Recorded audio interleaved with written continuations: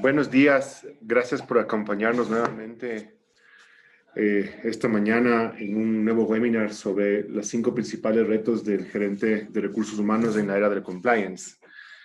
Hoy tenemos quien va a impartir el webinar es Juan Francisco González. Juan Francisco es quien lidera la práctica de compliance en Pérez Bustamante y Ponce. Nosotros en Pérez Bustamante y Ponce tenemos la práctica de compliance institucionalizada con expertise en en legislación local y de otros países. Hemos, junto con el área, realizado charlas sobre entrenamiento en materia de compliance, tanto en el país como en la área andina. Varios de ustedes que están conectados a este webinar, pues nos hemos contactado y hemos tenido la oportunidad de conocernos y tratar sus temas relacionados con el compliance. La importancia del tema del día de hoy se fundamenta en que hemos estado trabajando conjuntamente con Juan Francisco y con su team en los asuntos relacionados mucho con el tema laboral. Hemos tenido en los últimos 8 o 10 meses varios casos en que hemos tenido que unir fuerzas y hacer equipo para colaborar en asuntos que han tenido que ver justamente con comportamientos de empleados y relacionados, que han topado temas de compliance, especialmente en compañías que requieren este tipo de regulaciones. El día de hoy, Juan Francisco, vamos a topar 5 retos especiales de asuntos de compliance que les explicará. El primero, el proceso de verificación de personal, la capacitación y entrenamiento sobre normas de compliance para el personal, los sistemas de denuncia en caso de incidentes de compliance, el manejo de esos incidentes y finalmente conversar un poco de lo que se llama el tono de top, es decir, cómo es que la alta administración debe poner el tono en materia de compliance para todo el personal. Gracias, Juan Francisco, y bienvenido, y cuéntanos un poco sobre los temas que vas a conversar hoy. Buenos días con todos. Es un gusto para mí conversar con ustedes y con Javier sobre este tema. Esta charla apunta a analizar la fuerte e importante relación que existe entre el área de recursos humanos y el área de compliance. Confío que esta será una charla sumamente práctica que topará preguntas específicas que el personal de recursos humanos de todas las compañías debe hacerse. Son cosas que se deben meditar de aquí en adelante. Cada vez notamos más la importancia del compliance en las compañías, porque como todos ustedes deben conocer, bajo la legislación ecuatoriana existen pesantes sanciones para las compañías que cometan actos de soborno, tráfico de influencias y testaferrismo, además de las multas y reparaciones económicas a los perjudicados. Como ustedes deben conocer, por estos 3 delitos la sanción es la disolución y liquidación de la compañía.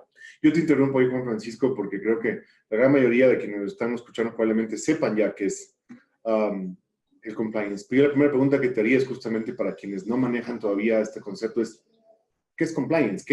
¿A qué te refieres con compliance?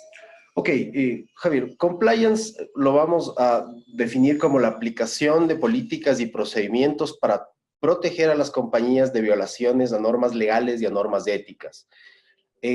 Cuando hablamos de compliance, no solo hablamos del respeto a las normas legales, al Código Orgánico Integral Penal, a la Ley de Servicio Público, etcétera, sino también a la normativa interna de la compañía, al Código de Ética, a las políticas que tiene la compañía implementadas para prevenir el soborno, el acoso sexual, el acoso laboral, la protección de datos de la compañía, etcétera. Todas esas normas internas también son entendidas como parte del compliance que debe observar la compañía.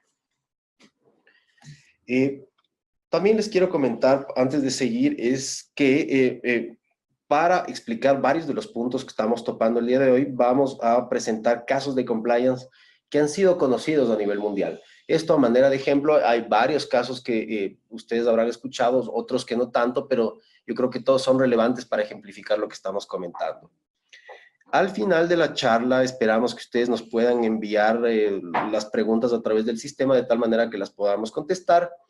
En el evento de que no alcancemos a cubrir las preguntas que ustedes nos envíen, con mucho gusto estamos a las órdenes para conversar sobre sus dudas y absolverlas. Ok, como les dijo Javier, vamos a topar estos 5 puntos que ustedes tienen en pantalla y empecemos nada más indicando que el reto número 1 que debe observar el personal de recursos humanos es los procesos de verificación de personal. La verificación de personal tiene que estar implementada dentro de una política de la compañía. ¿Y por qué? Porque la compañía tiene que tener la obligación de tener claro a quién está contratando, y una vez que haya contratado a esas personas, saber que tienen un nivel de riesgo bajo en cuanto a problemas legales y a problemas reputacionales. Usualmente lo que hacemos nosotros para nuestros clientes es hacer una revisión de bases de datos públicas y una base de datos privada que contiene múltiples bases de datos de listas de prohibiciones, de sanciones internacionales, para verificar que el candidato no presenta un riesgo mayor de compliance, es decir, un riesgo que le puede exponer a la compañía a contratar a una persona no ideal para un cargo. Los candidatos a ocupar posiciones tienen que estar limpios, y no solo los candidatos a ocupar posiciones, sino que también las personas que han sido contratadas en base al nivel de riesgo que tiene cada candidato, tiene que ser evaluado la persona ya contratada con alguna periodicidad. Nosotros recomendamos, por ejemplo, que según el nivel de riesgo del funcionario, la verificación no tarde más de un año y realizarla con cierta periodicidad, de tal manera que sepamos que no solo que entró limpio, sino que se mantiene limpio mientras está dentro de la organización ese trabajador. ¿Cómo prevengo que esa revisión no sea considerada discriminatoria? Te digo, es decir, la revisión que tú dices es una revisión relacionada con los actos públicos de una persona respecto de actuaciones reñidas con la ley cuando tratamos de corrupción o de cohecho. ¿Cuándo es determinante un antecedente de una persona para calificarlo o no dentro de un proceso de selección? Digamos, en este paraguas del compliance.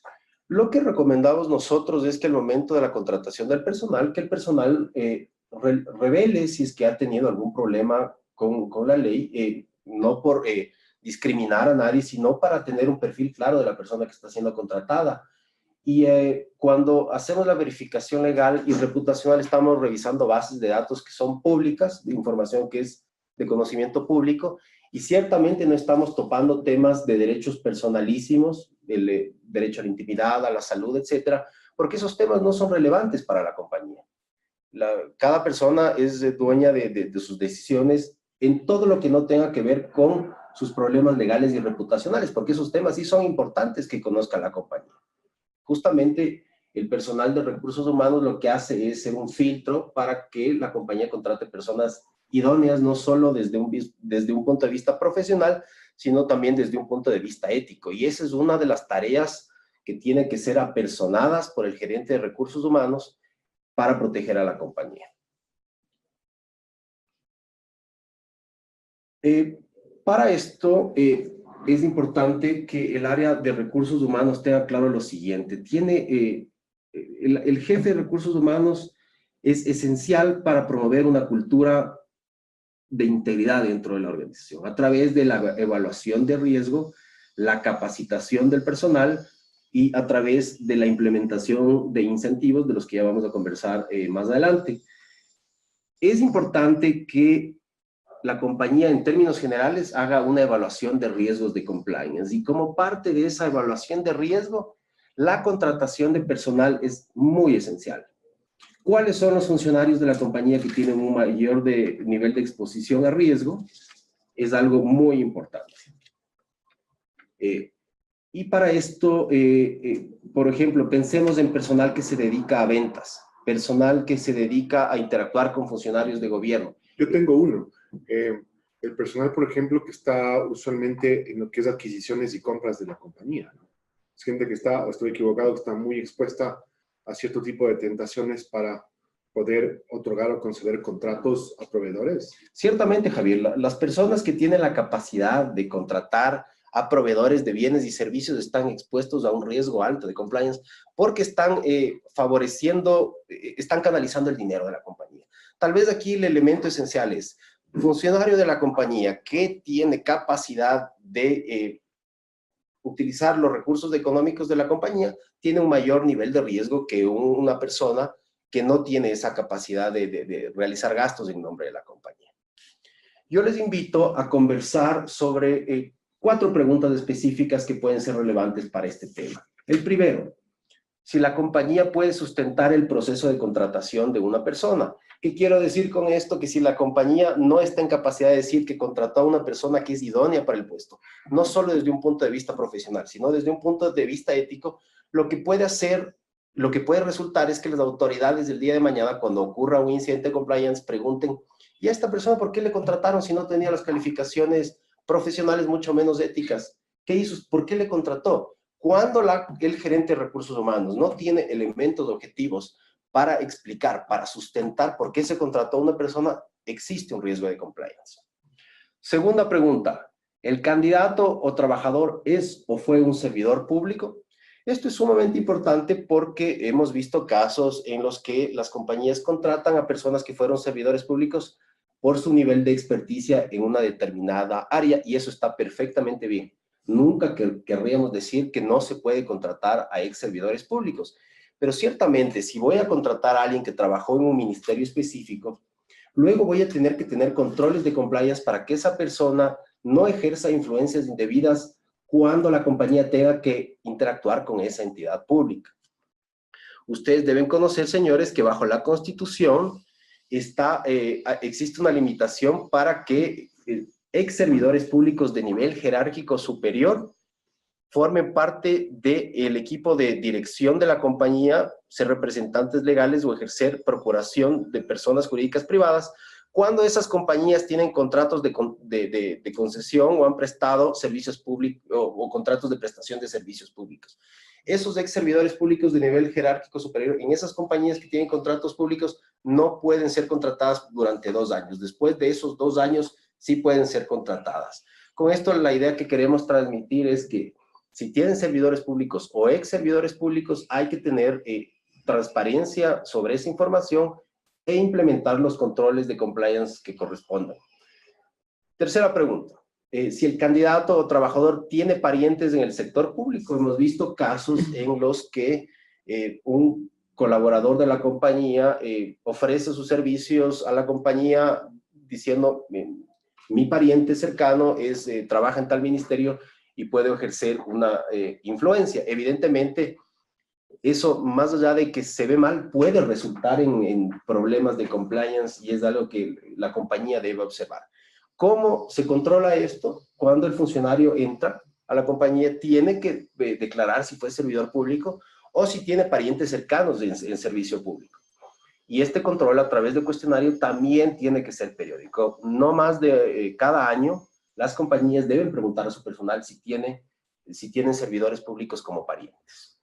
Y cuarta pregunta que les invito a pensar es, ¿qué trabajadores presentan un mayor nivel de riesgo? Como ya conversamos, quien maneja dinero, quien recibe comisiones por venta, quien canaliza los recursos económicos de la compañía, tienen un mayor nivel de riesgo. Juan Francisco, ¿qué hay de la persona que de la compañía hace ese relacionamiento externo con entidades de regulación, de control o inclusive de compra del sector público? Porque, por ejemplo, tú y yo estamos en una profesión donde conocemos obviamente que hay muchas posiciones que son o de relaciones gubernamentales o en muchos casos las gerencias o vicepresidencias legales tienen este contacto. ¿Son también entonces unos trabajadores que están con nivel de riesgo?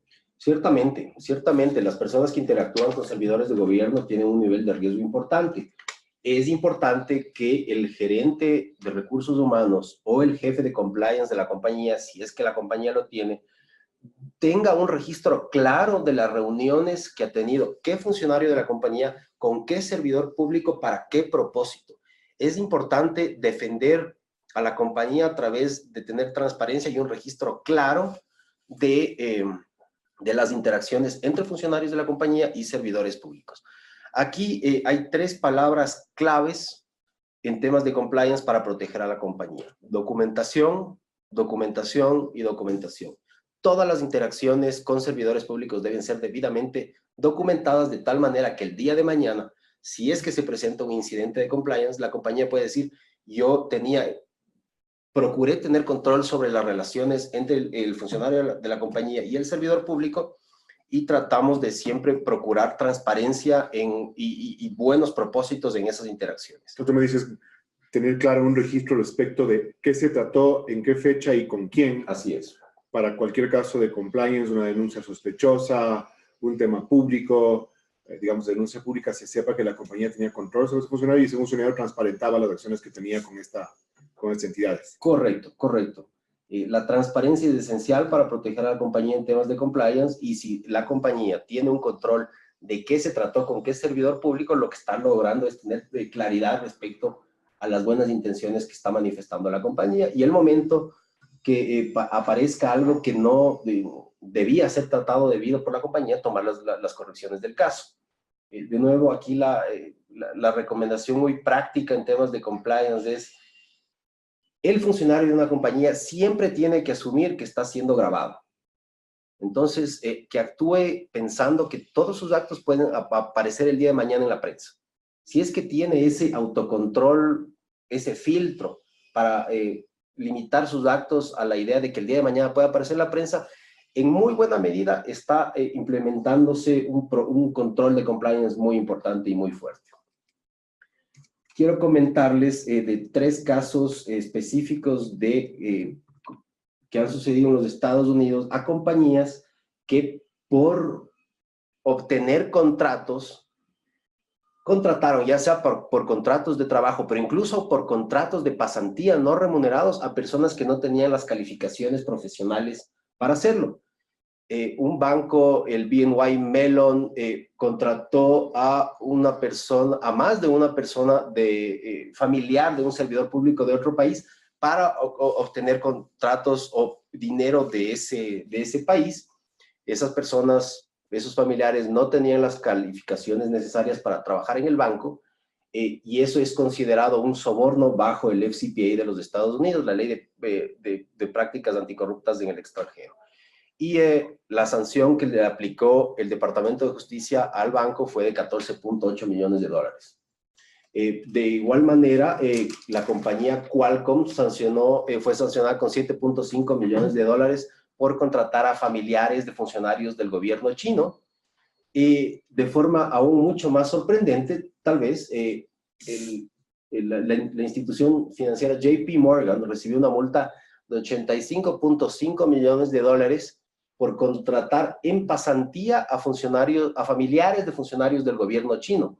Uno pensaría que porque es una pasantía no remunerada, no se está dando nada de valor al servidor público chino o al familiar del servidor público chino.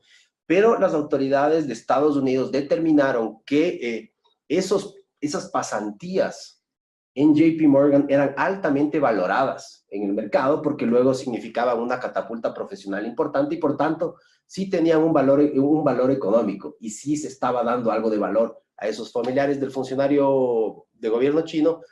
Consecuencia, una sanción muy pesada y un daño reputacional considerable. Pasemos al siguiente reto: capacitación y entrenamientos.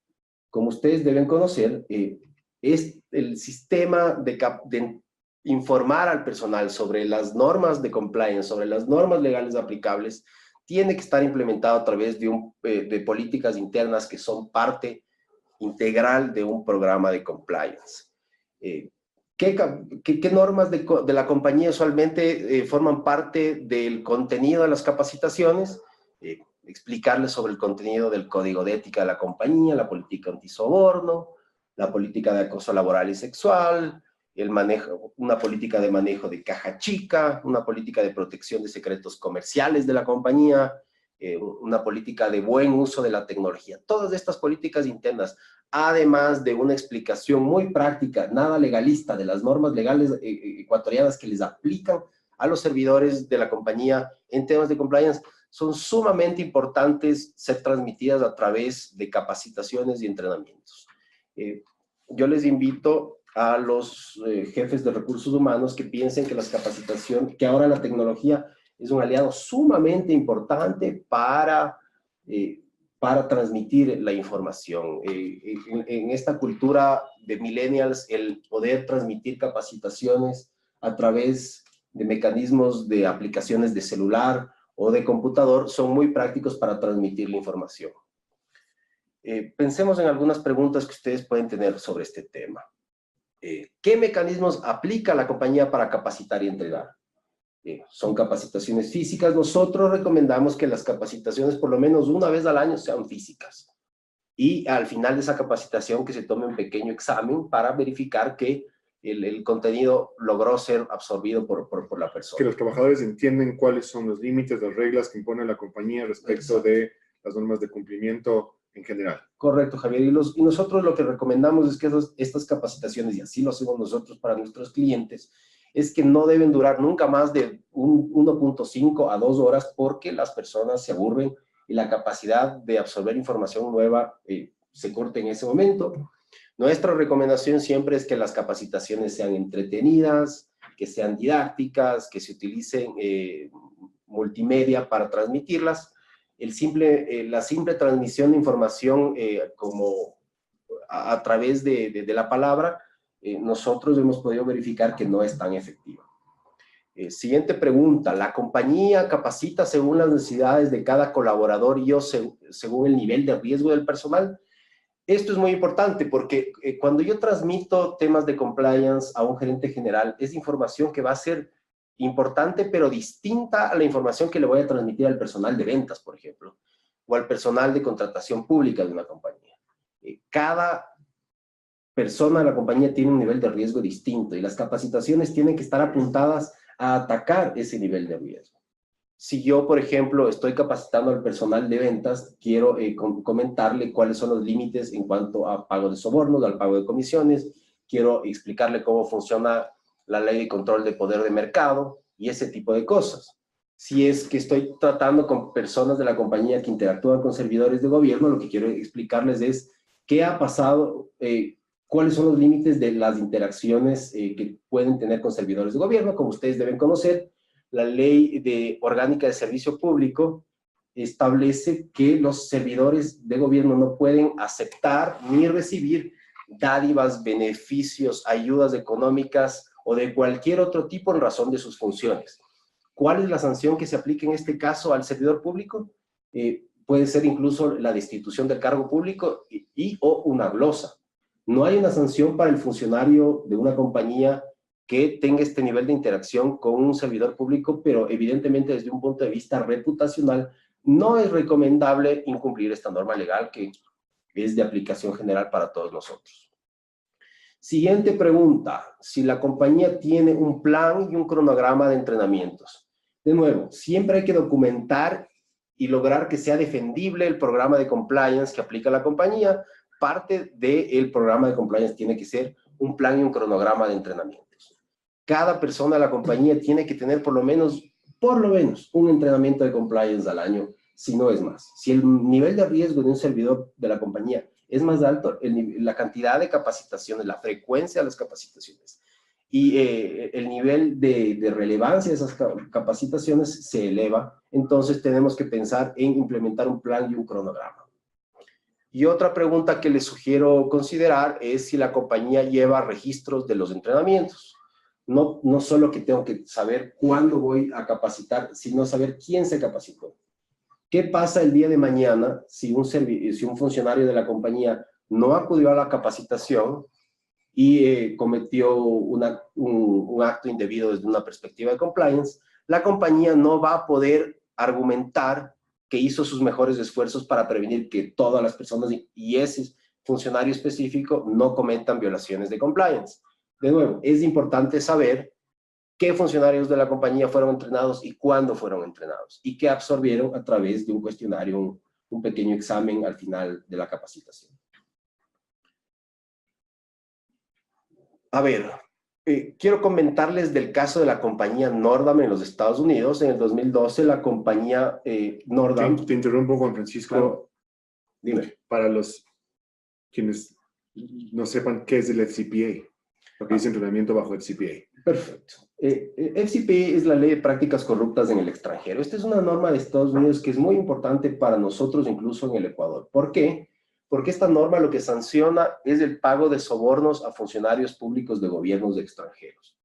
Es decir, que las compañías a las que les aplica FCPA no pueden realizar pagos indebidos a funcionarios del gobierno ecuatoriano porque la sanción pueden ser muy pesantes.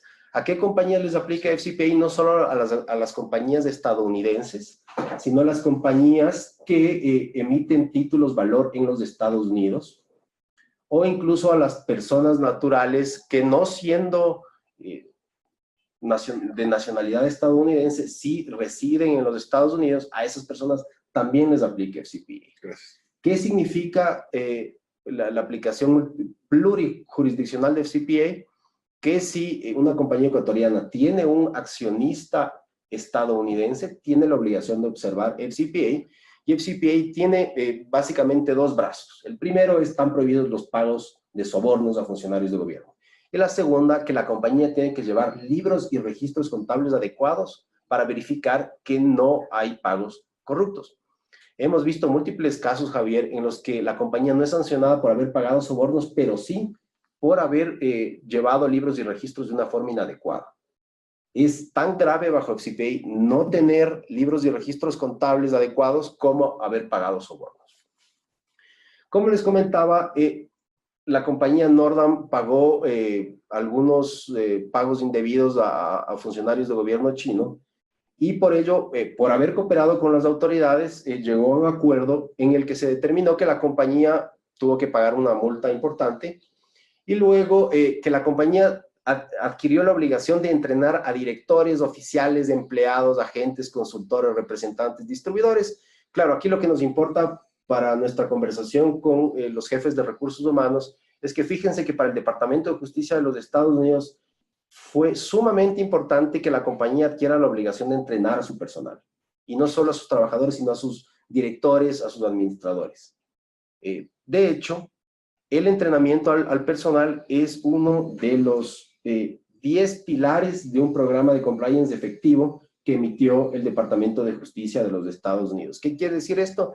Que si yo le quiero demostrar a el Departamento de Justicia de los Estados Unidos o a una entidad de gobierno bajo normas incluso de Perú o de Colombia, quiero demostrar y digo que mi programa de compliance es efectivo, tengo que demostrar que estoy capacitando a mi personal en temas de compliance. Si no logro cumplir con ese requisito, lo que estoy diciendo es que mi programa no es efectivo y me expongo a sanciones. El reto número 3 que tiene el personal de recursos humanos en temas de compliance es el manejo de denuncias de incidentes. De nuevo, la compañía, como parte de su programa de compliance, debe tener una política interna de denuncias. Y para esto quiero conversar 4 preguntas que ustedes deben hacerse. La primera es si la compañía tiene un sistema de denuncias de incidentes. Cuando hablamos de sistemas de denuncias de incidentes, puede ser poder realizar denuncias a través de una llamada telefónica, realizar denuncias a través del envío de un email, o depositar un formulario o un texto en un buzón. Simplemente es dar al personal la posibilidad de realizar cualquier queja que esa persona considere que puede tener relevancia de compliance. Es sumamente importante, y esa es la segunda pregunta, es si las denuncias pueden ser hechas anónimamente. Porque como tú sabes bien, Javier, en América Latina tenemos la cultura de que no es frecuente denunciar a quien comete un acto de corrupción. Tenemos esta idea inadecuada que el denunciar a una persona a uno le vuelve un soplón, una persona indeseable dentro de la sociedad, un delator. En otras culturas sí es más frecuente ver que se realizan denuncias, y yo les invito a los jefes de recursos humanos a considerar cómo pueden facilitar al personal esta capacidad de realizar denuncias y no sentirse culpables por realizar esas denuncias. Y si pueden hacer las denuncias de forma anónima, aún mejor. Tercera pregunta, ¿qué hace la compañía para proteger al denunciante de actos de retaliación? Ustedes deben conocer que el índice de retaliación que sufre un denunciante dentro de la compañía a nivel mundial es del 40%. ¿Qué significa esto? Que casi la mitad de las personas que denuncian un acto de corrupción dentro de una compañía luego reciben retaliación de la alta administración o de colegas. Y ¿cuáles pueden ser los actos de retaliación? Pueden ser acoso, puede ser incluso el despido. y esos actos de retaliación son en sí mismas violaciones de compliance. Luego, ¿qué pasa si la compañía no recibe denuncias? Compañía que no recibe denuncias, yo les aseguro, no es una compañía que está libre de problemas de compliance. De hecho, lo que está haciendo es no solucionar los problemas de compliance porque no los está detectando. Hay una correlación entre silencio de denuncias y un alto nivel de riesgo de corrupción dentro de la compañía. Por eso, si la compañía no recibe denuncias, tiene que replantearse la forma cómo estar canalizando la ventilación de sus problemas de compliance. De nuestra experiencia, hemos detectado que cuando las personas no se sienten empoderadas para realizar denuncias de compliance dentro de la organización, pueden suceder una de dos cosas, tres cosas. La primera, pueden renunciar porque se desmotivan dentro de la organización. La segunda cosa que puede suceder es que acuden a la competencia a contarle alguna cosa que está sucediendo dentro de la organización, y eso evidentemente no es deseable. Y la tercera, y probablemente la más grave, es que el que no denuncia dentro de la organización va a denunciar frente a las autoridades. Y eso puede acarrear, como explicamos hace un rato, bajo ley ecuatoriana, disolución y liquidación de la compañía, bajo ley de Estados Unidos, multas millonarias y penas de cárcel. A casa matriz. A casa matriz. Los actos, insisto, bajo FCPA, los actos de corrupción en el Ecuador acarrean responsabilidad a casa matriz en los Estados Unidos. Para ejemplificar este tema, hablemos de la compañía en la industria farmacéutica, la compañía Biorad. Me parece que es de Boston. Esta compañía recibió una multa de 55 millones por haber pagado sobornos a China, Vietnam y Tailandia. Aquí lo que sucedió es que el jefe legal y compliance de la compañía denunció que se estaban cometiendo actos indebidos dentro de la organización, y la compañía, de forma sumamente equivocada, decidió despedir a esta persona. Esta persona le demandó a la compañía y en las cortes de Estados Unidos logró el pago de una indemnización de 11 millones de dólares. Porque el juez consideró que la compañía había tomado un acto de retaliación en contra del servidor de la compañía que había denunciado el acto de corrupción. Como les decía, el acto de retaliación en sí mismo es una violación a normas de compliance y es algo que debe ser absolutamente desincentivado dentro de cualquier organización. El cuarto reto, el manejo de incidentes, que va de la mano con el reto anterior. De nuevo, la compañía debe tener una política de manejo de incidentes. Javier, como tú conoces bien, es muy distinto manejar un incidente de acoso sexual que manejar un incidente de potencial pago de soborno. Los mecanismos que debe implementar la compañía y las personas dentro o fuera de la organización que deben manejar esos tipos de incidentes distintos deben ser bien identificados, y tiene que haber un protocolo claro de cómo se procede cuando se recibe una denuncia de distintos tipos. Les planteo 4 preguntas nuevamente. ¿La compañía tiene procedimientos para canalizar denuncias de corrupción, acoso laboral, acoso sexual? Si es que la compañía cree que las denuncias de todo tipo se deben manejar de la misma manera, está cometiendo un error. Porque, por ejemplo, una denuncia de acoso sexual puede ser perfectamente bien manejada por el personal de recursos humanos. Una denuncia por pago de soborno probablemente requiere de la participación de un abogado, ya sea interno o externo, para que determine el curso de acción. Otra pregunta, ¿quién debe estar a cargo de una investigación? Nuevamente, por ejemplo, nuestra experiencia nos indica que si la denuncia involucra a un alto miembro de la administración, es recomendable que no sea alguien dentro de la propia organización quien lo investigue. ¿Por qué? Porque se expone a un riesgo de retaliación. Siempre hay esta perspectiva de que no me puedo ir en contra de mi superior, y en ese caso entonces es recomendable trasladar la responsabilidad de la investigación a personas externas que pueden tener objetividad en la investigación. Tercera pregunta, ¿qué hace la compañía con él o la denunciante durante la investigación? ¿Cómo se protege la identidad del denunciante? ¿Cómo se le protege al denunciante de riesgos de retaliación? ¿Qué medidas puede adoptar la compañía para que ese denunciante no se sienta perjudicado por haber dado el paso adelante y denunciar un acto de corrupción? Cuarta pregunta, si la compañía preserva bien la información relevante.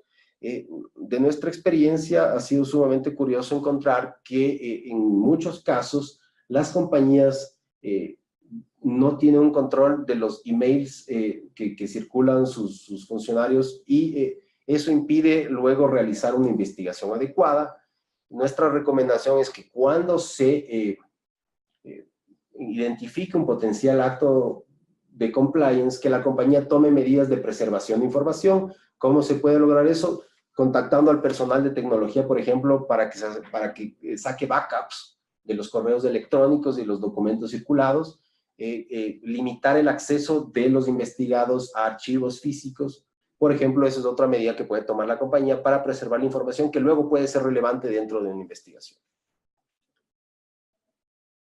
Y quisiera comentarles, para ejemplificar esta situación, el caso de la compañía Yahoo. Esto no es un tema de FCPA, pero como les decía, el compliance va mucho más allá de la prevención de la corrupción. El caso de Yahoo tiene que ver con la prevención de vulneración de datos importantes de información corporativa.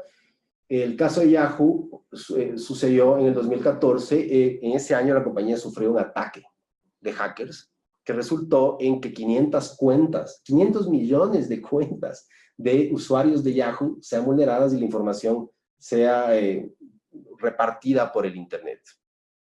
La compañía, en vez de realizar una investigación profunda y sesuda al respecto, en un inicio decidió no hacer nada. Luego, cuando se hizo público a través de la prensa que había sucedido este hackeo, el directorio de la compañía resolvió hacer una investigación independiente y encontró que en efecto la compañía no había tomado los controles adecuados para investigar el acto de hackeo. ¿Qué tenía que suceder? Que la compañía tenía que ordenar una investigación para saber qué sucedió, de tal manera que pueda prevenir futuros actos. Como no hizo eso, la investigación independiente encontró que el CEO de la compañía, el gerente general, y el abogado de la compañía habían actuado indebidamente. A la gerente general se le redujo su bonificación económica y al abogado de la compañía se lo despidió. En ese mismo momento, la compañía estaba siendo target de una adquisición por parte de Verizon. Al ser revelada esta situación, el valor de la compañía se redujo en $350 millones. Estaba verificando si todavía existe Yahoo y veo que sí todavía. Correcto, sí. Correcto. Y fíjense en la importancia no solo de evitar multas por parte de las autoridades de Estados Unidos, sino también la importancia de proteger a la compañía de riesgo de daño reputacional. En este caso, evidentemente, la reputación de Yahoo fue perjudicada, tanto así que su valor de mercado bajó $350 millones. Y el último reto que les invito a considerar es el tema de tone at the top, es decir, el tono en la cima, es decir, el tono que deben establecer los funcionarios de la alta administración de la compañía para que permee la información y la relevancia y la importancia de compliance a todo el personal. Si es que el personal de la compañía recibe información de compliance, pero verifica que la alta administración no está alineada con el respeto a esas normas de compliance, se va a desincentivar y va a considerar que no tienen ninguna obligación de respetar las normas, porque si el jefe no lo hace, ¿por qué lo voy a hacer yo? En este caso, no existe una política para asegurar que exista tone at the top en las compañías, pero el personal de recursos humanos es crucial en informar a la alta administración cuál es su papel, su rol de ejemplificador dentro de la organización en temas de compliance. Tres preguntas en este caso. Primera, si la alta administración está comprometida con las normas de compliance de la compañía, es decir, si la administración está observando las normas de compliance. Segunda pregunta, si el personal de compliance tiene llegada a la administración. Uno de los pilares de un buen programa de compliance es que el personal de la compañía que maneja los temas de compliance, y puede ser recursos humanos, alguien del área legal, o si la compañía tiene un oficial de cumplimiento, que cualquiera de esas personas tengan un lugar en la junta, en el directorio, para transmitir los temas de compliance a la alta administración y para explicarle a la alta administración cuando existe un incidente y qué se ha hecho para mitigarlo, si es que se han aplicado sanciones. Si es que la alta administración no está empoderada e informada para tomar decisiones de alto nivel en temas de compliance, simplemente tener un programa de compliance va a ser una carga burocrática dentro de la organización que en definitiva no va a ser útil para defender a la compañía el día de mañana cuando un funcionario cometa un acto indebido. Y la última pregunta, si se juzga y sanciona a la alta administración bajo los mismos criterios que se juzga y sanciona al personal.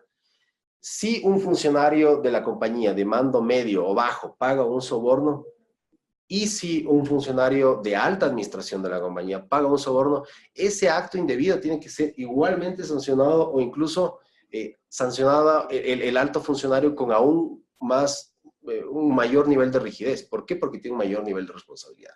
Si es que el mismo acto indebido de compliance es cometido por un administrador y no es sancionado, y ese mismo acto es cometido por un funcionario medio o bajo, y esa persona sí es sancionada, no se está transmitiendo top of the top. ¿Cuál es la consecuencia? Nuevamente, desincentivo del personal, renuncia o incluso denuncias ante competidores o autoridades de gobierno, todos escenarios absolutamente indeseables. Y para esto quiero comentarles el caso de la compañía Teranos. Teranos es una compañía que tenía un crecimiento impresionante en Silicon Valley. Ellos tenían una caja que afirmaban que si tomaban una gota de sangre podían tomar más de 150 exámenes con una gota de sangre, cosa que ningún laboratorio había logrado hacer. Bueno, años después se pudo revelar que esto era un caso evidente de fraude, que la máquina no tenía esas capacidades, y que la gerente general y el presidente de la compañía estaban mintiendo a inversionistas y a potenciales clientes respecto a las capacidades que tenía la máquina de la compañía Teranos. Curioso de este caso es que la compañía operó durante varios años sin gerente financiero.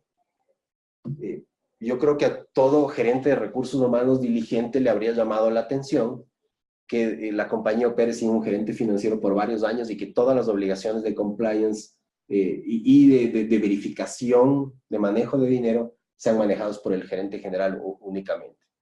Otra cosa curiosa de esta compañía es que si la gerente fundadora no estaba presente en la junta, no había quórum para convenir la reunión. Es decir, esta señora tenía control absoluto sobre la compañía y ningún otro miembro de la compañía podía servir de control para temas de cumplimiento corporativo, financiero, comercial, etc. Esas evidentemente eran banderas rojas que tenían que ser identificadas, probablemente por el personal de recursos humanos.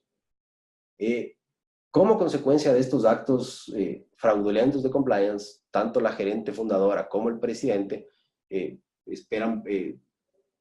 terminarán sus días en una cárcel y han pagado multas millonarias, y para agosto del año pasado ya la compañía cerró operaciones. Esta compañía había, en un momento llegó a ser evaluada en $10,000 millones y ahora vale cero. Este es un caso, claro, flagrante, evidente y extremo de cómo un gerente general que no transmite prácticas éticas puede, de hecho, destruir a una compañía. Gracias, Juan Francisco, y nos hemos pasado unos minutos del tiempo previsto. Tenemos más de 15 preguntas que nos han hecho llegar. Vamos a ver cómo podemos avanzar, nos quedan unos pocos minutos más. Entonces, directo al grano. ¿Cómo complementar, en qué se complementan el reglamento interno de trabajo de la compañía con tus temas de compliance? Es muy importante, Javier, que las compañías interrelacionen sus normativas de compliance con el reglamento interno de trabajo. ¿Por qué? Porque en el Ecuador, el no tener esa conexión entre normas de compliance y reglamento interno resulta que la compañía, si por ejemplo, en el código de ética dice quien pague un soborno será despedido, pero ese acto indebido no está contemplado en el reglamento interno, el ex trabajador podrá argumentar ante las autoridades que fue despedido indebidamente y podría tomar acciones legales de la compañía. Por eso, lo que se recomienda es que en el reglamento interno de trabajo se haga una enmienda y que se diga algo así como el trabajador que incumpla el código de ética, la política antisoborno o cualquier política de compliance de la compañía será sujeto a la sanción, será considerado como falta grave y será sancionado de acuerdo al reglamento interno de trabajo. En pocos códigos de conducta y los códigos de ética, digamos, para ser los ejecutables deberían las faltas, digamos, claves estar en el reglamento interno. Correcto, correcto. Otra pregunta tenemos, dice, ¿es necesario que las compañías tengan un oficial de cumplimiento en su estructura? A ver, esto dependerá mucho del tamaño de la compañía y del tipo de negocio que realiza la compañía. Las multinacionales hoy por hoy tienen oficiales de cumplimiento, las multilatinas tienen oficiales de cumplimiento y estamos empezando a ver compañías ecuatorianas de cierto tamaño que ya tienen oficial de cumplimiento, pero no es absolutamente necesario tener un oficial de cumplimiento para temas de compliance si es que alguien dentro de la compañía o varias personas dentro de la compañía suplen el papel del oficial de cumplimiento. Y en este caso es esencial el trabajo del gerente general por las razones que hemos explicado. El jefe legal de la compañía, el auditor interno de la compañía pueden tener obligaciones de compliance o se pueden asesorar por expertos externos en temas de compliance. Mucho dependerá del tamaño de la compañía. Yo recomendaría que quienes tengan contratos públicos consideren la importancia de tener un oficial de cumplimiento que puede ser o el propio jefe legal o una persona distinta. Otra pregunta, ¿qué incentivos pues, se puede aplicar al personal en temas de compliance? A ver, aquí podemos hablar de incentivos positivos e incentivos negativos. Evidentemente, incentivos negativos pueden incluir la aplicación de multas siempre de acuerdo a lo que permitan el reglamento interno y las políticas de la compañía. Reducción de beneficios por actos indebidos o incluso el despido. Pero también hablemos de incentivos positivos. Varias compañías premian a quienes hayan realizado una denuncia por actos indebidos de compliance. Se discute mucho si es correcto o no premiar, ya sea económicamente o con ascenso a una compañía que denuncia, porque algunos argumentan que el hacer el bien no debería ser premiado, simplemente debería ser parte del trabajo de cualquier persona que es racional, ética y responsable. Otros argumentan que es importante dar el ejemplo a través de premios económicos o premios de otras formas que sean positivos y que incentiven a futuro que otras personas den el paso adelante y puedan denunciar actos de corrupción. Gracias, Juan Francisco. Nos hemos pasado del tiempo previsto. Se nos quedan muchísimas preguntas y por eso les invito a quienes nos han acompañado esta mañana a dirigir las preguntas a Juan Francisco. Tienen los datos de contacto en pantalla y pues estaremos en contacto para un nuevo webinar sobre temas de interés para clientes y amigos. No sé si quieres cerrar con algo más, Juan Francisco. Nada más agregar que, claro, en estos cortos minutos es imposible cubrir todos los temas que son relevantes para el jefe de recursos humanos en temas de compliance. Lo que sí les digo es que cada vez es más importante pensar en estos temas y que el gerente de recursos humanos es un aliado crucial para proteger a la compañía de incidentes de compliance, para analizar su riesgo, para entenderlo y para mitigarlo. Les invitamos a considerar estos temas y con mucho gusto estamos a las órdenes para conversar sobre las preguntas específicas que no hayan sido topadas en esta charla. Les agradezco por su participación y que tengan un buen día.